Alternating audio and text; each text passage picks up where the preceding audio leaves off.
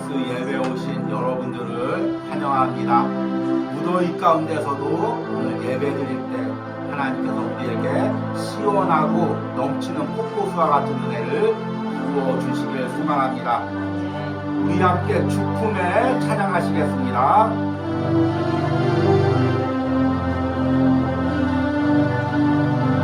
주품에 품으소서.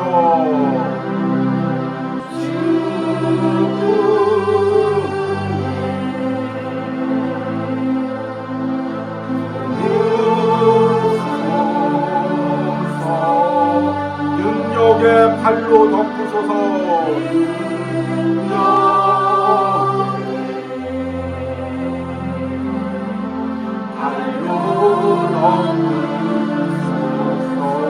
거친 파도 날 향해 와도 날 향해 와도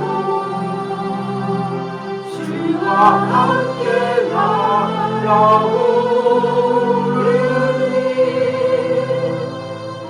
그 가운데 나의 영혼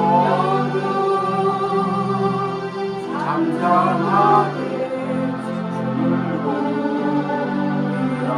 주님 안에 나 거하리.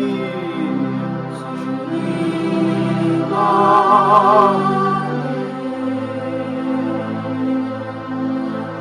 거하리. 주 능력 나 잠잠히 믿네.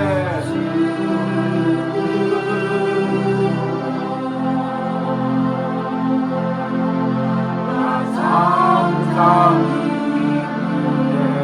거친 파도 날 향해 와도 날 향해 와도 주와 함께 날아오르니 폭풍 가운데 나의 영혼 나의 영혼 잠잠하게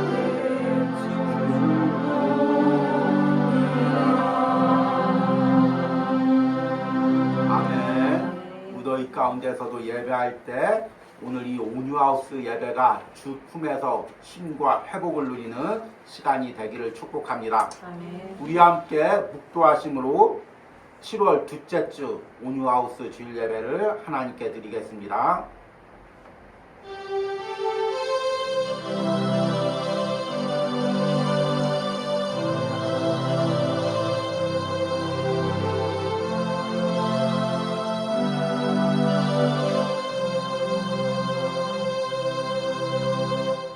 지존자의 은밀한 곳에 거주하며 전능자의 그늘 아래 사는 자여, 나는 여호와를 향하여 말하기를 그는 나의 피난처요 나의 요새요 내가 의뢰하는 하나님이라 하리니. 아멘. 주님, 무더위 가운데서도 하나님의 은혜의 그늘 가운데 오늘 온유하우스 예배까지 걸어온 모든 성도들을 주님 오늘 이 예배를 통하여 축복하시고 위로하여 주시옵소서. 한 주간 무더위를 살아왔을 때 하나님 이 예배를 통해 다시금 한 주간을 걸어갈 새 힘을 얻기로 합니다. 또한 건강이 연약하거나 육신적으로 지치거나 마음으로 지쳤던 영혼들이 있다면 오늘 이 예배를 통하여 하나님이 주시는 힘과 회복의 은혜를 누리고 돌아가는 은혜가 있게 하여 주시옵소서. 이 예배 처음부터 끝까지 성령 하나님께서 이곳에 임재하시고 예배하는 모든 자들에게 차고 넘치는 은혜를 부어 주시옵소서. 예수님의 이름으로 기도했습니다. 아멘. 찬송가 410장입니다. 내 마음에 한 노래 있어 함께 찬양하겠습니다.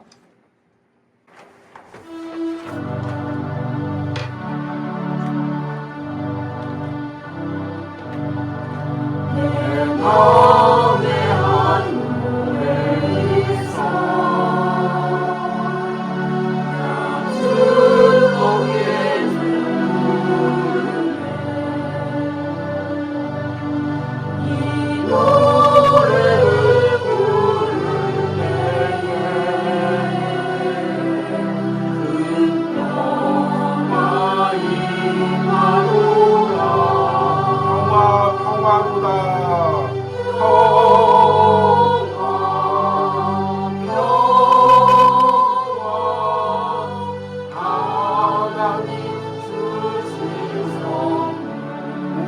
크고 놀라운 평화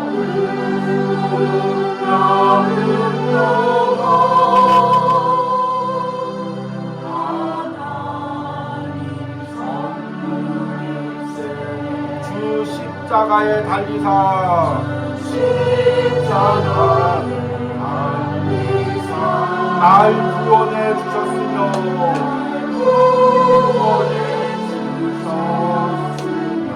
주 예수님 고난받아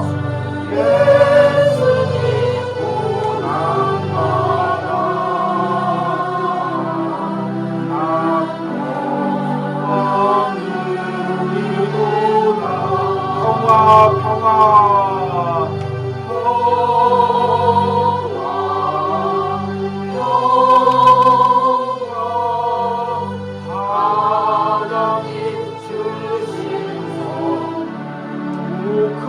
놀라운 평화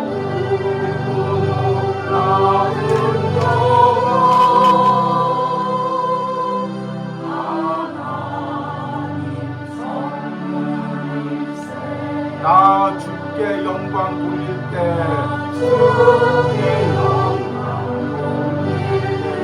이 평화 충만하도다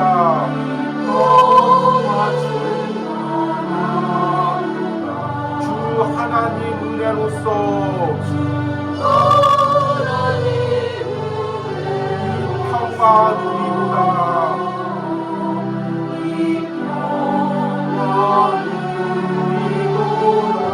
평화 평화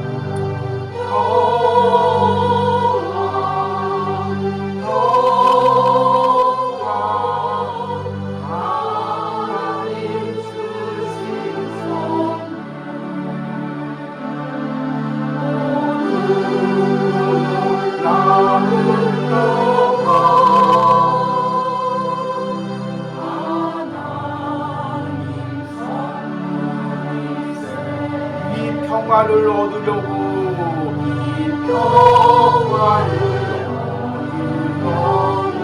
주 앞으로 나아갈 때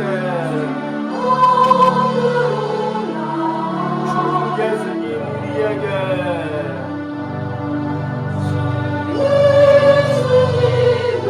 이 평화 주리로다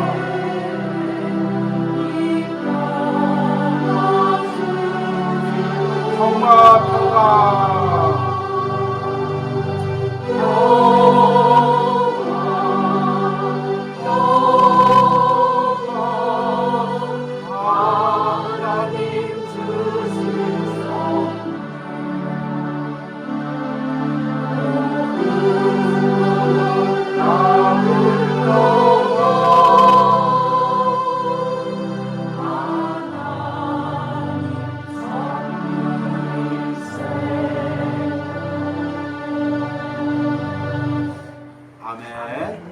오늘 찬송가 가사처럼 오늘 이 예배를 통해서 주님이 주시는 평화를 누리고 돌아가기를 소망합니다.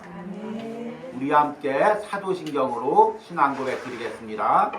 나는 전능하신 아버지 하나님 천지의 창조주를 믿습니다. 나는 그의 유일하신 아들 우리 주 예수 그리스도를 믿습니다. 그는 성령으로 잉태되어 동정녀 마리아에게 나시고 본디오 빌라도에게 고난을 받아 십자가에 못 박혀 죽으시고 장사된 지 사흘 만에 죽은 자 가운데서 다시 살아나셨으며 하늘에 오르시어 전능하신 아버지 하나님 우편에 앉아 계시다가 거기로부터 살아있는 자와 죽은 자를 심판하러 오십니다. 나는 성령을 믿으며 거룩한 공교회와 성도의 교제와 죄를 용서받는 것과 몸의 부활과 영생을 믿습니다. 아멘. 온유하우스 소식을 전해드리도록 하겠습니다. 날씨가 무척 덥습니다. 그리고 지난 한 주는 또 폭우들이 내렸습니다. 폭우와 무더위 가운데 또 여러분들의 건강을 하나님께서 지켜주신 줄 믿습니다. 그리고 뉴스를 보니까 다음 한 주에도 이번 한 주도 무척 덥다고 합니다. 여러분들 항상 더위에 또 건강 관리를 잘하고 또 이 더위에 너무 또 여러분들의 영혼이 지치지 않도록 아침마다 꼭 이 온유하우스 매일 묵상과 함께 하루를 시작하시기 바랍니다. 아멘. 그리고 이 무더위 가운데서도 또 제가 한 주간 이 묵상을 잘 이어갈 수 있도록 계속해서 기도해 주시기 바랍니다. 아멘. 그리고 이제 우리가 시작하고 있는 이 사도행전 묵상이 어느 정도 이제 중반 정도에 와닿고 있습니다. 그래서 7월 말일이면 우리가 함께 쓰고 있는 사도행전 묵상 쓰기에 대해서 중간 점검을 하고 또 소정의 상품도 드릴 예정입니다. 그런데 또 이제 여러분들이 보니까 다 각자 많이들 밀려 있는 부분들이 있습니다. 그런데 또 이걸 혼자 쓰려고 하면 잘 써지지 않으니까 다음 주는 우리가 조금 책자를 가지고 와서 다음 주는 우리 나눔이 없고 우리 점심 식사를 하고 같이 모여서 쓰면서 또 대화도 하고 그렇게 편안한 시간을 좀 가지려고 합니다. 그래서 책자를 가지고 와서 쓰시길 바랍니다. 그런데 너무나 밀려 있으면 내놓기가 민망하지 않습니까? 그러니까 어느 정도는 해오고 내일 다음 주일날 다 한꺼번에 하겠다 그 마음이 아니라 한두 장 정도 밀려 있으면 그때 같이 쓰면서 대화도 하고 이제 나눔도 가지고 이러려고 하니까 좀 어느 정도는 써오시고 그래서 나머지 부분을 잘 쓰시고 또 마지막 주에 함께 이제 시상도 하고 하는 시간을 가지도록 하겠습니다. 또 이제 이 무더위 가운데도 이 사도행전 묵상이 잘 이어갈 수 있도록 이제 기도해 주시기 바랍니다. 7월 말까지 한 14장까지 묵상을 끝나고 한 주간 또 이제 쉼의 시간을 가지고 또 하반기에 사도행전 묵상을 이어가려고 합니다. 그리고 여러분들에게 항상 제가 묵상으로도 전하고 있지만 이 사도행전을 묵상하면서 지금 성령님께서 이 묵상으로 나에게 무엇을 깨닫게 하는지 그리고 나를 어디로 인도하시는지를 여러분들이 기도하면서 이 묵상을 따라가시는 은혜가 있길 바랍니다. 그리고 또 연약한 성도님을 위해서도 우리 계속 함께 기도해 주시는 은혜가 있길 바랍니다. 그러면 오늘 말씀을 전하도록 하겠습니다. 오늘 말씀의 본문은 사도행전 9장 1절에서 9절입니다. 제가 읽도록 하겠습니다.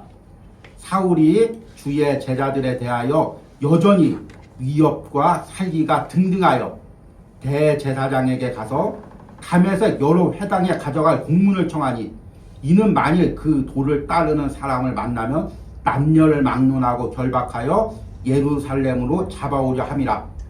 사울이 길을 가다가 다메섹에 가까이 이르더니 호련히 하늘로부터 빛이 그를 둘러 비추는지라. 땅이 엎드려 들음에 소리가 있어 이르시되 사울아 사울아 내가 어찌하여 나를 박해하느냐 하시거늘 대답하되 주여 누구시니까 이르시되 나는 내가 박해하는 예수라. 너는 일어나 시내로 들어가라. 내가 행할 것을 내게 이를 자가 있느니라 하시니 같이 가던 사람들은 소리만 듣고 아무도 보지 못하여 말을 못하고 서 있더라. 사울이 땅에서 일어나 눈을 떴으나 아무것도 보지 못하고 사람의 손에 끌려 다메섹으로 들어가서 사흘 동안 보지 못하고 먹지도 마시지도 아니하더라. 아멘. 제가 젊은 시절에 30대 후반의 나이에 우리 사모님과 함께 개척을 한 경험이 있습니다. 그래서 당시에 이제 상가 건물을 얻어서 예배를 드리기 위해서 리모델링을 하는데 당시에는 이제 물질이 그렇게 넉넉하지가 않았습니다. 그래서 제가 할 수 없는 커다란 부분만 일꾼을 불러서 일을 하고 나머지 부분은 저와 사모님 그리고 주변에서 돕는 분들이 함께 일을 해서 이제 상가 건물을 리모델링을 했습니다. 다른 것은 이제 대충 할 수가 있는데 이 천장 작업이 너무나 힘들었습니다. 항상 팔을 올리고 계속 천장에 이제 나사를 받거나 이제 전등을 달아야 되기 때문에 이 부분이 힘들었습니다. 그래서 이렇게 이제 열심히 리모델링을 하고 예배를 드리게 되었는데 축도 시간이 됐는데 이렇게 손을 올리려고 하는데 손을 올릴 수가 없는 것입니다. 특히 이제 왼쪽 손을 올릴 수가 없는 거죠. 그래서 왼쪽 손을 올리려고 하는데 무언가 근육이 찢어지는 듯한 그 아픔이 오는 것입니다. 그래서 내가 한 주간 동안 너무 무리해서 작업을 했나 보다.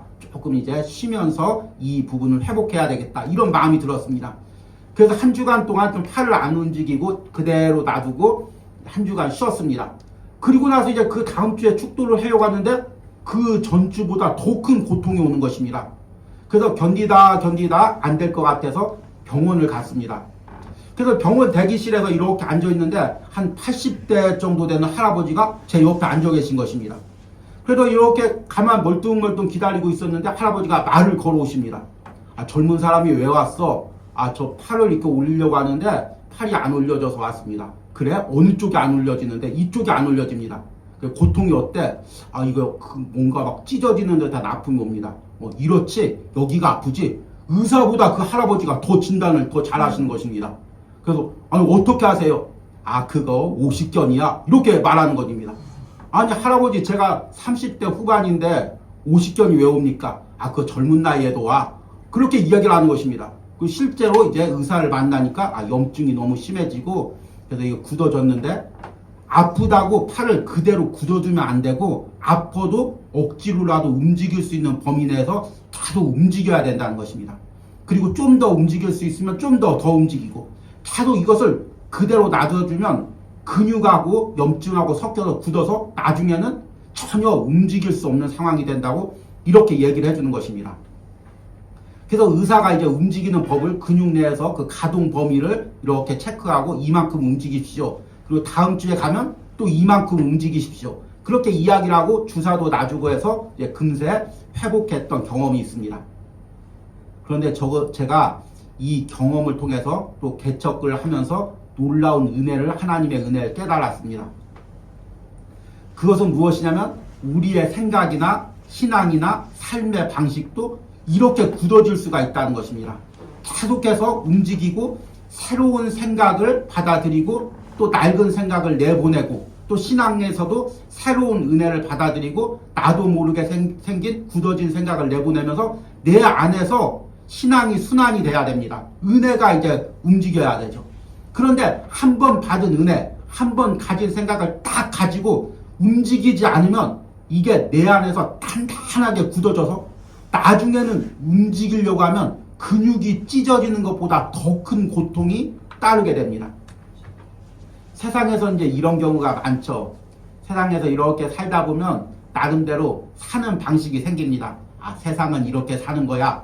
그리고 사람 대할 때는 이렇게 대해야 돼. 돈은 이렇게 벌어야 돼.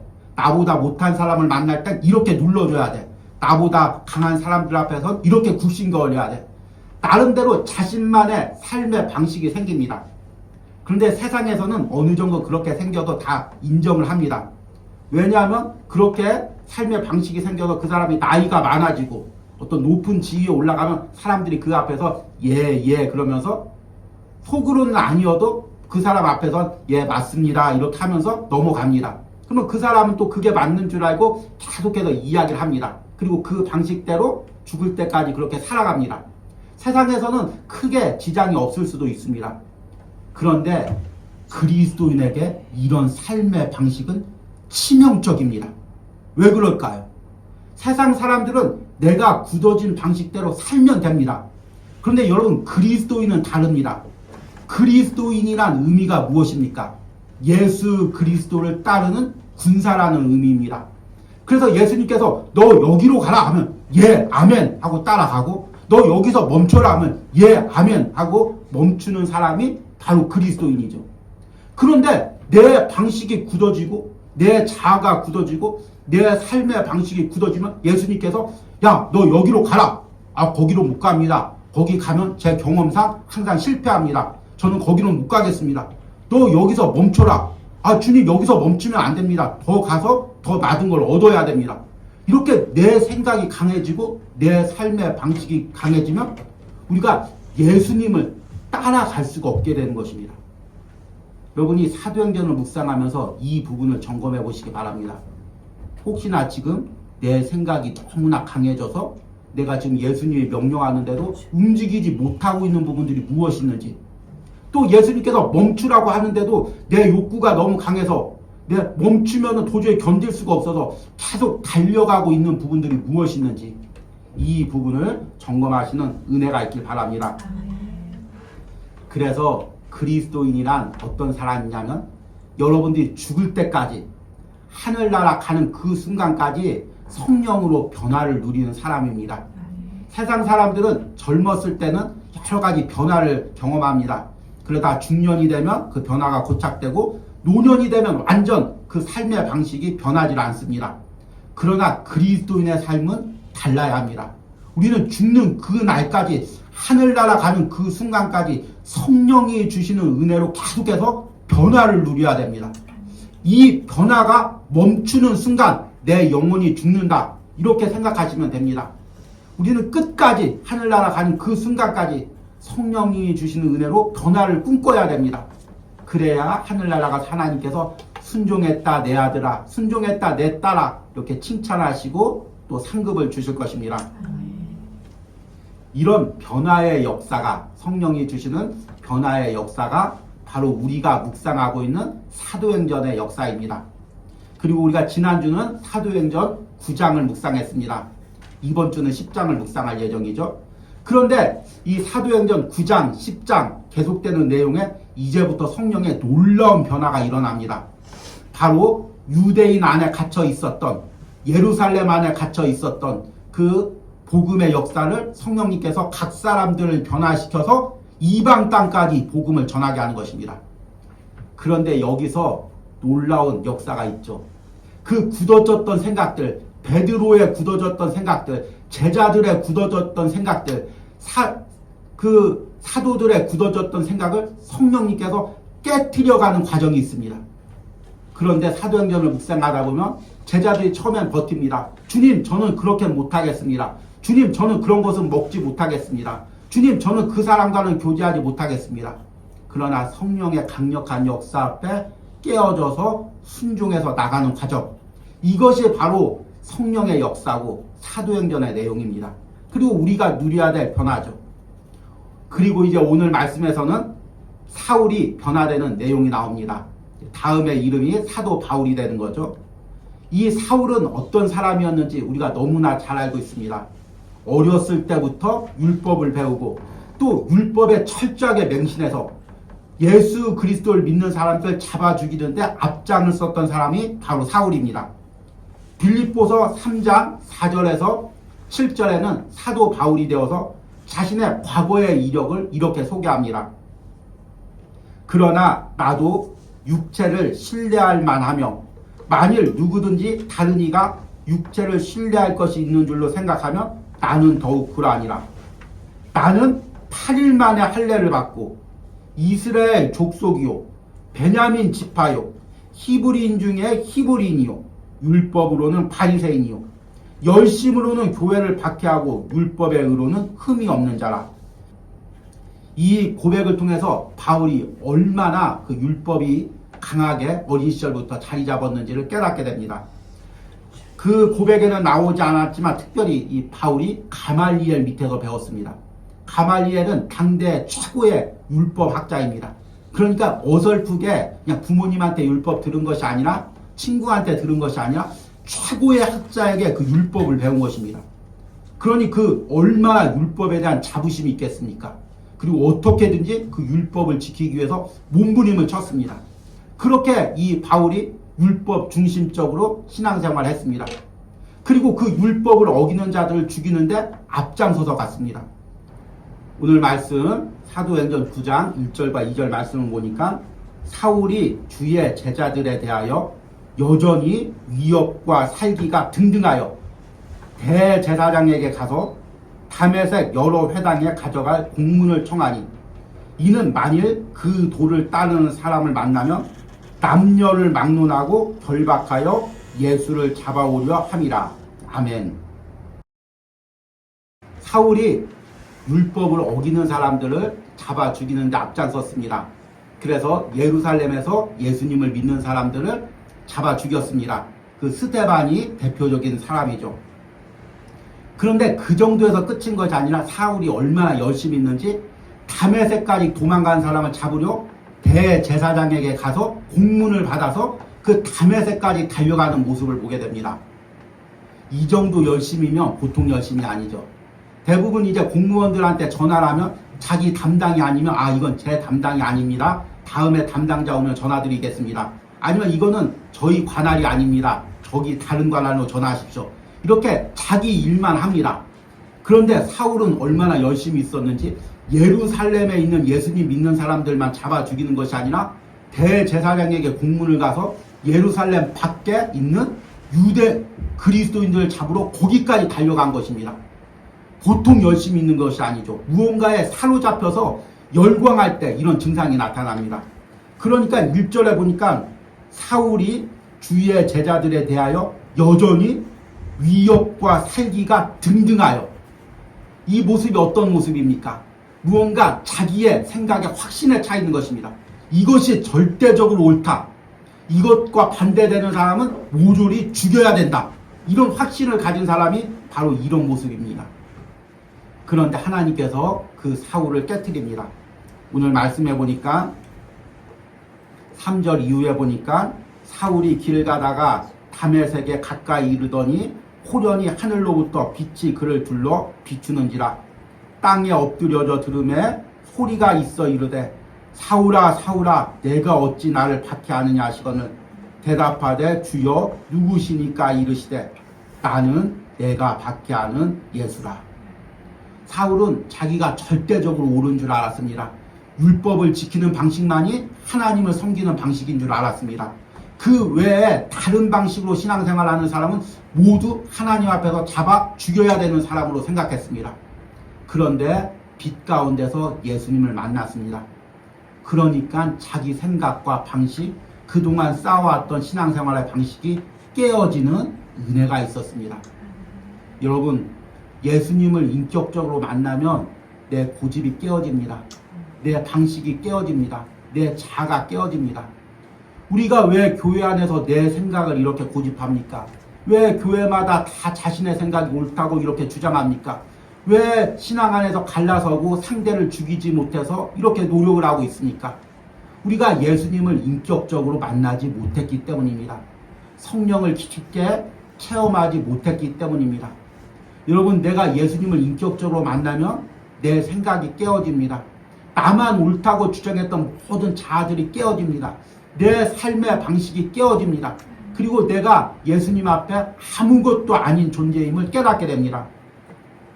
오늘 말씀해 보니까 8절과 9절에 사울이 땅에서 일어나 눈은 떴으나 아무것도 보지 못하고 사람의 손에 끌려 다메섹으로 들어가서 사흘 동안 보지도 못하고 먹지도 마시지도 아니하더라. 아멘. 앞에 시작할 때 1절에는 무엇이라고 얘기했습니까? 사울이 주의 제자들에 대하여 여전히 위협과 살기가 등등하여, 그런데 예수님을 만나니까 아무것도 보지 못하고 사람들의 손에 끌려가고 사흘 동안 보지도 못하고 먹지도 못하는 상태가 되는 것입니다. 예수님을 만나기 전에 내 자아가 살아서 살기와 위협이 등등하다가 예수님을 인격적으로 만나니까 보지도 못하고 걷지도 못하고 사람의 손에 끌려 인도를 받는 그런 영적 상태가 된 것입니다. 주님, 왜 내가 사람들을 끌고 다닙니까? 왜 나만 옳다고 이야기를 합니까? 왜 내가 전부 틀림이 없다고 생각합니까? 예수님을 인격적으로 만나지 못했기 때문입니다. 여러분, 예수님을 인격적으로 만났으면은 성령을 체험할 때 여러 가지 은혜의 증거들이 있습니다. 그 중에 하나가 뭐냐면, 여러분, 예수님을 인격적으로 만나면 내가 아무것도 아니라는 걸 깨닫게 됩니다. 아, 나는 정말 아무것도 아니었구나. 그리고 그동안 내가 옳다고 주장했던 것, 교만하며 했던 말들, 그것들이 너무 부끄러워서 견딜 수가 없는 그런 상태가 됩니다. 지금 사울이 바로 그런 은혜를 경험했죠. 그리고 그런 은혜를 경험했기 때문에 자신이 그동안 주장했던 신앙의 방식을 내버리고 예수 그리스도를 믿고 복음을 전하는 복음의 일꾼이 된 것입니다. 여러분들에게 바로 이런 은혜가 있기로 납니다. 저는 이 온유하우스에서 여러분들에게 말씀을 전하고 매일같이 묵상을 전하면서 여러분들에게 어떤 특별한 성경 공부 훈련을 시키려는 것이 아닙니다. 제자 훈련의 방식을 시키려는 것도 아닙니다. 어떤 제가 가지고 있는 신앙의 체계나 교리를 훈련시키려는 것도 아닙니다. 여러분들이 이 말씀과 예배를 통해서 예수님을 인격적으로 만나기를 원합니다. 그리고 성령을 체험하기를 원합니다. 그래서 내 생각과 내 고집과 내 자아가 깨어지고 변화가 되기를 원합니다. 그러면 그 말씀의 의미가 저절로 깨달아질 것입니다. 성령이 여러분들에게 인도하시는 방향이 저절로 보일 것입니다. 그런 은혜를 여러분들이 누리시길 바랍니다. 그런데 여기에 하나의 문제가 있습니다. 그렇다면 내가 그동안 가지고 있었던 신앙의 방식을 다 버려야 됩니까?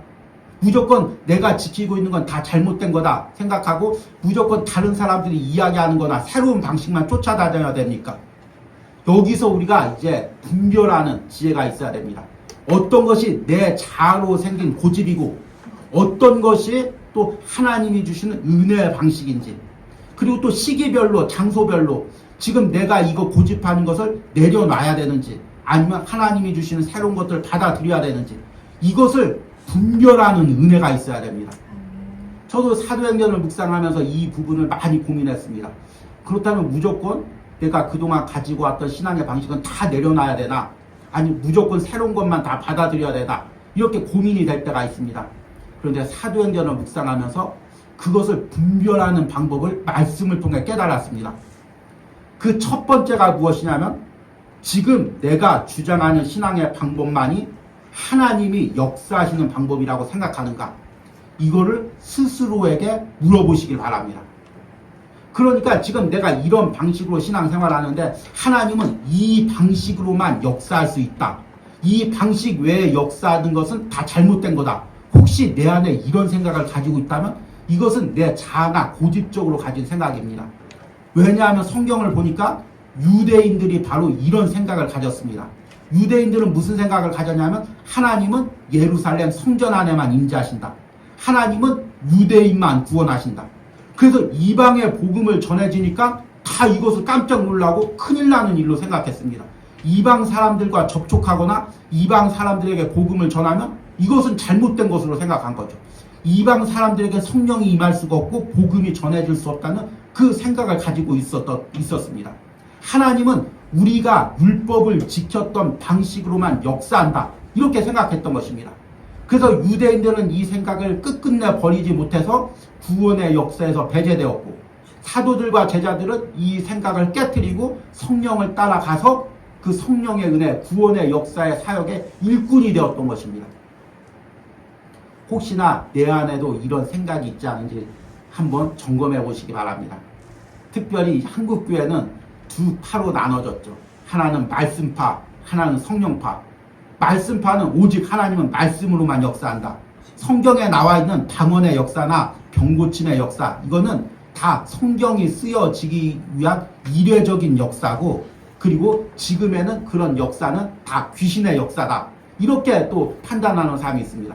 또 반대파의 성령파는 성령 받지 못하면 구원받지 못한다, 방언하지 못하면 구원받지 못한다, 이렇게 성령과 눈에 보이는 성령의 역사를 구원과 동일시하고, 또 자신들이 받았던 성령의 은혜를 받지 않는 사람들은 뭘 알아, 은혜에 대해서 뭘 알아, 이렇게 판단하고 정죄하게 됩니다. 하나님은 내가 받았던 은혜의 방식대로만 하나님께서 역사하신다고 생각을 하는 것입니다. 그러면 우리는 하나님의 새로운 은혜를 누릴 수가 없습니다. 저는 이 온유하우스에서 이야기하면서 말씀 중심으로 여러분들에게 복음 중심적으로 말씀을 전하고 묵상을 전합니다. 그러나 또한 열린 마음으로 이 묵상 가운데서 성령의 역사가 일어날 수 있음을 항상 기도합니다. 그리고 여러분들이 그런 은혜를 누리길 기도합니다. 여러분들 안에도 이런 성령이 주시는 열린 마음이 있길 바랍니다. 두 번째는 뭐냐면 혹시나 나의 신앙의 기준으로 다른 사람을 판단하고 있는가. 사도행전을 보면 이스라엘 백성들은 율법을 철저히 지켰습니다. 그래서 율법을 지키지 않는 사람들에게는 복음을 전할 수 없다고 생각을 했습니다. 그런데 성령께서 이 생각을 깨트려 갑니다. 유대인들은 이걸 깨트리지 못했죠. 하나님은 율법을 지키는 사람들만 함께하고 율법을 지키지 않는 사람은 다 저주받은 사람, 이방인들, 개와 같은 존재, 이렇게 성경에서 이야기를 하고 있습니다. 그런데 우리도 이런 생각을 가질 때가 있죠. 내 방식, 내가 가진 생각, 내가 가진 신앙의 방식만 옳고 이것대로 하지 않는 사람은 나도 모르게 정죄하고 판단합니다. 이런 것도 하지 않으면서, 금식 기도도 하지 않으면서, 새벽 기도도 하지 않으면서, 이것도 하지 않으면서 무슨 신앙생활을 한다고요, 이렇게 판단을 하게 됩니다. 특별히 나이가 들수록, 직분이 높아질수록, 신앙의 연륜이 높아질수록 이런 성향이 강해지죠. 또 안타까운 게 이것이 이제 또 어떤 사상이나 또 정치 색깔 이런 것들과 결합되면 또 자신들과 전혀 다른 사람을 판단하고 정죄합니다. 여러분, 교회 안에서 가장 중심이 돼야 될 분은 누굽니까? 예수 그리스도입니다. 교회 안에서 가장 중요시 여겨야 될 것은 무엇입니까? 말씀이고 복음입니다. 그 다음 것들은 다 그 아래에 있는 것입니다. 그것이 복음보다 위에 있고 예수 그리스도보다 위에 있을 수가 없는 것입니다. 계속 내가 가진 방식으로 다른 사람을 정죄하고 깨뜨리면 우리는 복음 안에서 하나가 될 수가 없습니다. 계속해서 내가 틀릴 수도 있지, 저 사람이 맞을 수도 있지, 우리가 말씀이 틀릴 수가 있지, 복음이 틀릴 수가 있지, 예수 그리스도 외에 다른 구원이 있을 수가 있지, 그렇게 생각하는 것이 아니라 말씀과 복음은 변하지 않은데 그 말씀과 복음을 듣고 신앙생활하는 방식은 여러 가지가 있을 수 있다는 것을 항상 우리가 열린 마음으로 받아들여야 됩니다. 마지막으로 점검해야 될 것이 무엇이냐면, 내가 이것을 내려놓을 때 불안하거나 두려운가, 이것을 점검해야 됩니다. 우리가 이제 사도행전을 계속 묵상하다 보면 베드로나 다른 사도들이 염려하고 두려워했던 것이 무엇이냐면, 예루살렘 밖으로 나가면 어떡하지? 이방인들에게 복음을 전하면 어떡하지? 이방인들과 교제하면 어떡하지? 계속 자신들이 행했던 신앙의 방식 밖으로 나갈 때 두렵습니다. 염려합니다. 우리들도 마찬가지죠. 내가 익숙한 방식대로 신앙생활하고 그 방식대로 살 때는 평안합니다. 그런데 그 밖으로 나가려면 두렵고 염려스럽습니다. 그래서 자꾸 자신의 울타리 안에서만 신앙생활합니다. 그래서 우리가 이제 교회마다 공동체마다 가보면 처음에 너무 낯섭니다. 어떻게 저 방식으로 예배하지? 어떻게 저렇게 신앙생활하지? 그런데 그곳에서 10년, 20년 신앙생활하고 하다 보면 이제 다른 방식으로 하려고 하면 낯설고 두렵고 또 이 마음이 염려가 됩니다. 그렇다면 그 안에 그 방식이 나의 하나의 우상이 되어가고 있는 것입니다. 여러분, 내가 염려하고 두려워하는 것은 무엇이냐면 예수님을 떠나가는 것입니다. 예수님의 손을 놓는 것입니다. 내 안에 성령의 은혜가 떠나가는 것이 가장 염려하고 두려워야 할 것입니다. 그러나 예수님이 나와 함께 하시고 성령이 나와 함께 하시면 여러분이 두려움 없이 발을 내디디시기 바랍니다. 새로운 일이라도, 새로운 사명이라도, 또 하나님이 주시는 새로운 장소라도 두려움 없이 발을 내디디시는 은혜가 있기를 축복합니다. 이제 말씀을 맺으면서 오늘 말씀의 말씀을 통해 내 신앙과 내 삶의 방식을 점검해 보시기 바랍니다. 혹시나 내 안에 나도 모르게 굳어지고 있는 것들이 있습니까? 이번 주 묵상에서 제가 찰흙의 비유를 이제 설명을 드렸습니다. 제가 초등학교 다닐 때는 미술 시간마다 공작 시간이 있었습니다. 그러면 그 시간이 되면 학교에 오기 전에 문방구에서 찰흙을 사옵니다. 찰흙이 봉지 안에 담겨져 있죠. 근데 이 찰흙을 공작 시간에 딱 꺼내는 순간부터 이 찰흙이 굳어갑니다. 그래서 이제 분무기 같은 것이나 아니면 손에 물을 묻혀서 물기를 계속 찰흙에 묻히면서 이 모양을 만들어 갑니다. 그런데 또 이렇게 모양을 만들어 놓고 아이들이랑 장난치고 와보면은 이게 이제 마지막 만졌던 모양대로 굳어 있습니다. 그리고 그것을 고치려고 하면 부서지거나 깨어집니다. 물을 아무리 부어도 그것이 쉽지가 않습니다.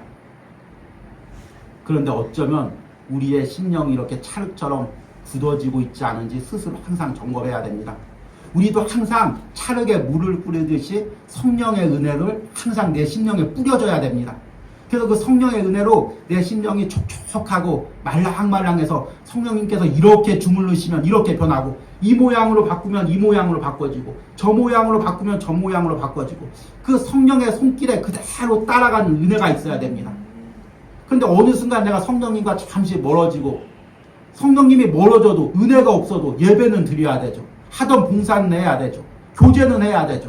그러다 보면 성령님의 은혜 없이 예배하고 봉사하고 교제하다 보면 이제 내 방식이 딱딱하게 굳어집니다.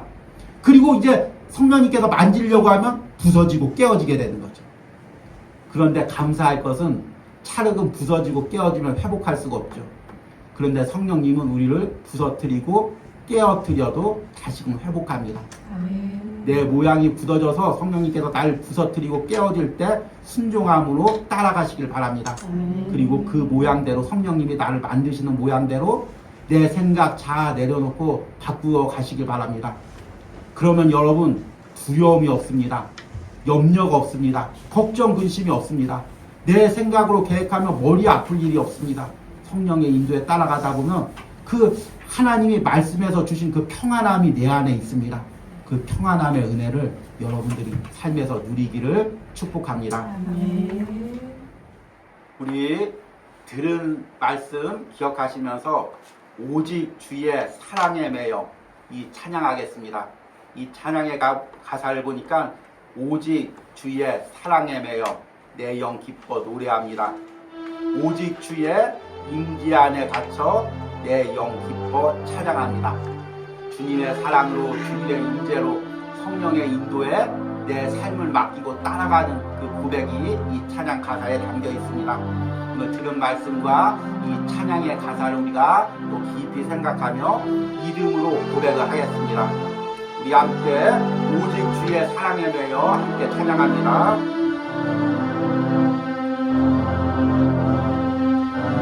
오직 주의 사랑에 매여 오직 주의 사랑에 매여 내 영 기뻐 노래합니다. 영 기뻐 노래합니다. 이 소망의 언덕 기쁨의 땅에서 주의 사랑 드립니다. 오직 주의 임재 안에 갇혀 주의 임재 안에 갇혀 내 영 기뻐 찬양합니다. 이 소명의 언덕 거룩한 땅에서 주께 경배드립니다. 주께서 주신 모든 은혜 주께서 주신 모든 은혜 나는 말할 수 없네. 내 영혼 즐거이 주 따르렵니다. 주께 내 삶들이 오직 주의 사랑에 매여 오직 주의 사랑에 매여 내 영 기뻐 노래합니다. 내 영 기뻐 노래합니다. 이 소망의 언덕 이 소망의 언덕 기쁨의 땅에서 주께 감사드립니다. 오직 주의 임재 안에 갇혀 주의 안에 갇혀 내 영 기뻐 찬양합니다. 기뻐 찬양합니다. 이 소명의 언덕 거룩한 땅에서 주께 경배드립니다. 주께서 주신 모든 은혜 주께서 주신 모든 은혜 나는 말할 수 없네. 내 영혼 즐거이 주 따르렵니다. 주께 내 삶들이 주께서 주신 모든 은혜 주께서 주신 모든 은혜 나는 말할 수 없네. 내 영혼 즐거이 주 따르렵니다. 주께 내 삶들이 오늘 이 시간 기도합니다. 주님 그동안 내가 가졌던 삶의 방식들, 고집들, 아집들, 나만이 고집했던 신앙의 방식들, 성령의 역사 앞에 오늘 깨어지는 은혜가 있가여 주셨어서 주여 부르고 기도합니다. 주여, 주님, 내가 그동안 무엇을 고집했습니까? 주여, 그동안 내 자아가 어떤 방식만을 고집해왔습니까? 내가 가졌던 신앙의 고집된 방식들이 무엇들이 있습니까? 오늘 다윗이 아버지 다메섹 도상에서 예수님을 만나 철저히 깨어지고 변화되었듯이 내가 예수님을 인격적으로 만나 내 생각과 방식과 자아가 깨어지는 은혜가 있다여 주셔서 성령의 은혜 앞에 내 생각과 방식이 깨어지는 역사가 일어나게 하여 주셔서 주님, 그 은혜를 내가 경험하기로 합니다. 주여, 주님, 내가 내 생각과 자아들이 성령의 역사 앞에 철저하게 깨어지는 은혜가 있기로 합니다. 주여, 이 은혜를 우리가 누리게 하여 주셔서 주여, 이 은혜를 맛보게 하여 주셔서 모뉴하우스 예배를 통하여 내일 묵상을 통하여 그 예수님을 인격적으로 만나게 하여 주셔서 내 고정적인 생각들, 고집적인 생각들이 아버지 성령이 보여주는 영적인 눈으로 보여지게 하시고 이것들 아버지 십자가 앞에 가지고 나 깨어지는 은혜를 있다여 주셔서 내가 변화되는 은혜가 있다여 주셔서 하늘나라 가는 그 순간까지 십자가 앞에서 내가 변화되는 은혜가 있다여 주셔서 주여, 나도 모르게 굳어진 생각들이 무엇이 있습니까? 나도 모르게 굳어진 신앙의 방식들이 무엇이 있습니까? 그것들이 성령의 역사 앞에 철저하게 깨어지는 은혜가 있다여 주셔서 내가 죽고 예수가 내 안에 사는 은혜가 있다여 주셔서 내 방식이 죽고 성령의 방식이 살아나는 역사가 일어나게 하셔서 이런 은혜를 우리가 누릴 수 있도록 함께 하시고 그런 역사에 주셔서 이 시간 그동안 내가 고집해왔던 방식들, 그를 통하여 나도 모르게 교만하게 가졌던 생각들, 남을 판단하고 정죄했던 것들, 그것들 하나님 앞에 회개하기로 합니다. 그리고 오늘 사울이 예수님을 만나고 아무것도 아닌 것의 상태가 되었던 것처럼 주님, 나는 주님의 내 앞에 아무것도 아닙니다. 믿음으로 고백하시는 은혜가 있기로 합니다. 이 주여 불고 기도합니다. 주여, 그동안 나의 교만했던 생각들, 남을 판단하고 정죄했던 모든 생각들 십자가 앞에서 깨뜨립니다. 그리고 주님, 내가 주님 앞에서 너무나 작은 존재임을 깨닫습니다. 아무것도 아닌 존재임을 깨닫습니다. 주님이 손잡고 이끄는 대로 끌려갈 수밖에 없는 연약한 존재임을 오늘 말씀 앞에 깨닫습니다. 내가 무엇을 자랑했습니까? 무엇을 고집했습니까? 무엇을 높였습니까? 내가 무엇을 판단하고 무엇을 정리했습니까? 주님, 나의 모든 자아들이 오늘 말씀 앞에서 성령의 은혜 앞에서 철저하게 깨어지는 은혜가 있다는 갈비심을 십자가 앞에 내 생각이 깨어지고 변화되는 은혜가 있다여 주시옵소서. 오늘 다시 한번 내가 낮아지게 하여 주시옵소서. 다윗처럼 내가 자랑하던 모든 것들을 다 배설물로 여기게 하시고 주님 앞에 납작 은혜가 있다여 주시옵소서.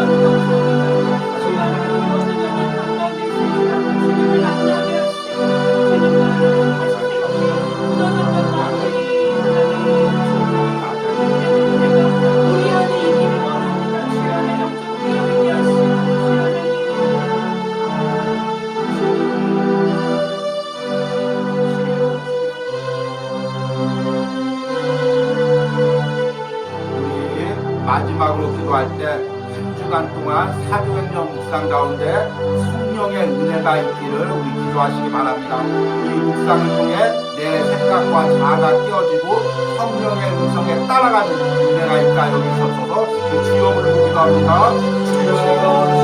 한 주간 동안 내 원하지 않는 모든 생각과 자아가 깨어지고 성령의 음성에 따라가게 하여 주시옵소서. 주여 말씀 한 구절 한 구절을 묵상할 때마다 주님 내 생각들이 깨어지게 하시고 성령의 음성이 들리게 하여 주셔서 위하여 그 음성을 따라가는 은혜를 기원합니다. 함께 하여 주시고 남자분들 은혜가 있기를 합니다. 함께 하여 주시고 역사하시는 주옵소서. 지금